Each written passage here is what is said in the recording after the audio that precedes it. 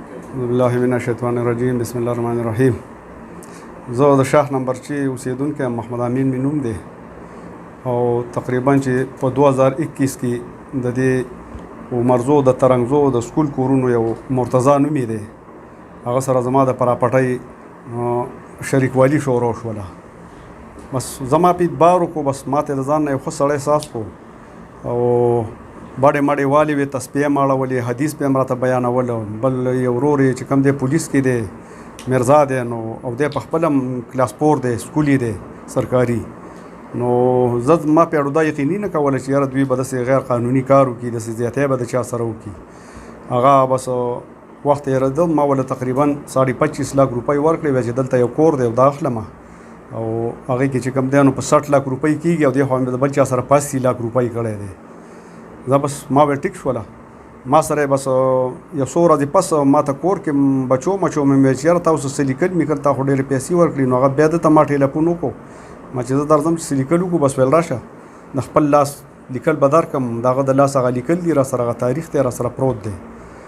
او د هغې نه بعد بیا څه ورځې تېرې شوې، ما ویل چې یاره زما کومې د ګټې مټې پیسې، تا ویل د ګټې پیسې به اخلو او جمع به چلو. هغې کې بس ورځې تېرېدلې، بیا د یوسف خان کلي سره دلته د میرآباد نخوا د دې پول نارچند طرف ته دلته یو 2 جیره به کمرشل ځای واخیسته. نو زه بیا ورځې قدرتي رالمه، بس ما چې هلکه دا خو مرتضی دی، زه ورسره میلاو شوم، نور کسان هم ورسره ناست وو. بیا یې زه بېل کړم، ګپ شپ یې راسره ولګو. بیا ما ته ویل چې بس دلته ځه. هغه ځای چې بیا ما اندازه لګولو، نو په هغه ځای کې خو کمرشل ځای وو، زما پیسې پکې ورکړې وې او باقي چې په 100 ورځې کې خرڅ شو، تقریبا 80 لکه روپۍ په هغې کې وګټلې. بیا ما باندې چا پیسې وې، یو 2-3 کسانو ما ځان سره بوتلم، ما چې هلکه ورځې ډېرې وشوې، د ګټې پیسې راکړه، ما خو د بل نه پیسې وخوړلې. نو ده ما ته وویل چې یاره که دې پیسو حال دې چاته وویو نو بس دا پیسې ستا وسوځېدلې.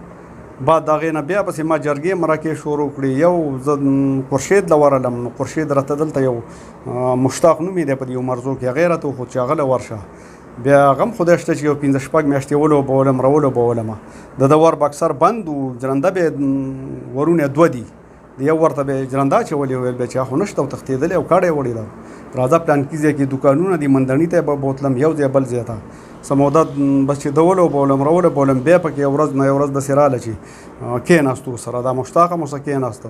نو زما او د ده د کال معاهده وه، نو په هغې کې یو 25 ورځې کمې وې. نو دا مشتاق هم و، د دې چارسدي یو 2 کسان. نو هغوی هم ماته ویل چې ولې که دې که خو ورځې کمې دي. نو ما چې ټیک شوه، نو دې مشتاق ته ویل چې بهی د دې تاریخه پورې به زه تاله لږې لږې پیسې در کوم، که دی لږې لږې وړي او که غونډې په یو ځل باندې اخلي. نو هغه بس هغه ورځې هم تېرې شوې، هغه مشتاق پسې به هم بیا تلم راتلم، هغه به هم راسه بیا انګل بنګل جنګولو.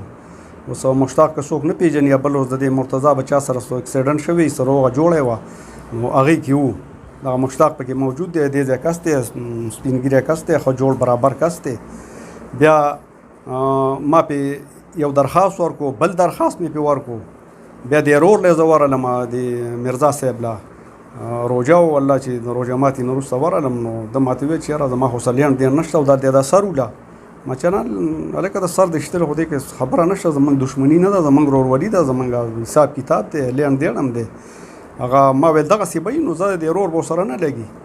بیا د خورشید له بیا ورغلم، نو ده راته بل کس خو د چارسدي دی، د ګلګل حاجي نوم یې دی. نو هغه رالی او دا مرزا صاحب و، د دې تاڼې فیض محمد خان، هغه هم ویلې چې په عدالت باندې یا په تاڼو باندې دا پیسې نه اخیستلی شي، جرګه پکې کوو. نو هغه یو درخواست بیا چې هغه لیکو، نو یو ډي سي پي پکې ټیلیفون وکړو، د ده د ورور د طرفه چې بهی د ده سره بار کښېنه، یو تاڼې ته یې مه دروله.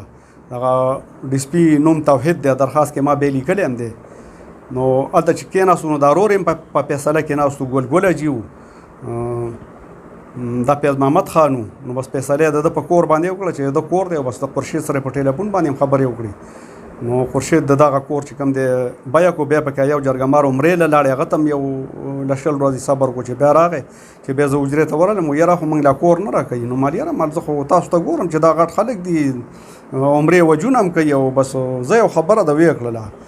بیا د هغې نه بعد چې به د ځای ته زه تلمه نو بس ټوپک او تمانچې بیا راپسې راغېستې دي. یو ورځ یې روژه وه والله چې روژې ماتې د 10 منټه وخت و ما سره کټ کې کېناست و چې یاره تا سره دونه غم نشته چې ځکه تا ولم او د خپلو بچو غم درسره نشته او زما د بچو مال یاره یا وله او یا پیسې راکړه. خو بس دقه بس ایشتل د ایشتل بیا د یو زوم و د مرتضی زه وغوښتم ویل راشه چې حساب کتاب درسره وکړم. چې زه لاړم د څادر هم په کټ کې پروت و دغه زوم یې بار ودرولې او دا کم چې مړ شو نو هغه بیا ما پسې دننه راغی ما ته وایي چې ته څه له دلته راځې مال یاره زما په دې مرتضی باندې پیسې دي مال ته څوک یې وایي چې یاره ته خو ما بل ورځ هم ویشتلې اوس که دا کسان باقي بس خبره زما دا ده چې بس دی ماله د مرګ دمکیانې راکړي کور ته پسې زه تلی نه شم زما نه ځکه چې ټوپک او تمانچې راپسې راخلي بس بار ورته ګرځم را ګرځم او چې بار مې هر ځای کې ونیو نو بس مقل ته بیا کېنوم زه نه زورور یم نه غواکار یم بس صرف زما او د ده د پیسو خبره ده. پولیس والی نه شي پرون هم زه تاڼې ته تللی یم نو ما ته میرزا ویلې چې یاره دا خو ډېرې پیسې دي او دا خو نه تاله عدالت درکولی شي او نه د پولیس اخیستی شي جرګه مرکه وکړه. ما چې یاره جرګې مې ډېرې وکړلې خو بس دا خلک هم بس اوس پته نه لګي چې دروغو جرګه نه کوي او دروغو خبره نه کوي او د مړو خبره کوي او اوس خو بس که زه پرې مرم هم او که څوک را باندې ځان هم وژني بس زه به یو سړی بار ګیروم بس پسې به ګرځم هر ځای کې چې او اوس یې کور مور هم لکه چې خرڅ کړی ما ته خلک وایي دی اوس تښتېدو والا دی او بس ګورم به نو که څوک په دې کې زما مدد کولی شي د دې علاقې غټ سړی پولیس افسران زما څه مدد کولی شي نو بس والله چې غریبي مې ده ډېره زیاته غریبي مې دومره غریبي مې ده چې د مرګ نه زه مخ نه اړوم چې بس مرګ خو بس یو مرګ هر چا له راځي دله به هم راځي بله ورځ